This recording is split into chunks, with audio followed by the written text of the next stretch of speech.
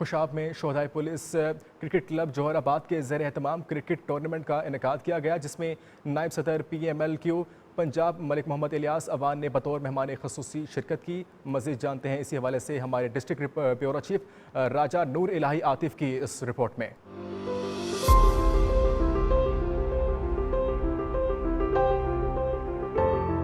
शोहदाए police cricket club Jauharabad के ज़ेर तमाम क्रिकेट टूर्नामेंट का इनेकाद किया गया।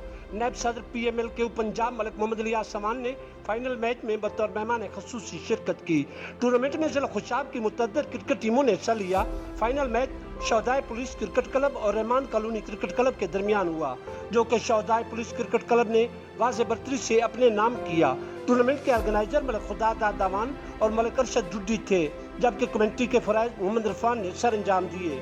मैच के अख्ताम पर मेहमान खसूसी मलिक मोहम्मद इलियास अवान ने बेहतरीन खेल का मुजाहरा करने पर दोनों टीमों को दाद दी और नकद, कैश और ट्रॉफियों के इनामात से नवाजा। Raja Noor Atif, district bureau chief, west news, Khushab.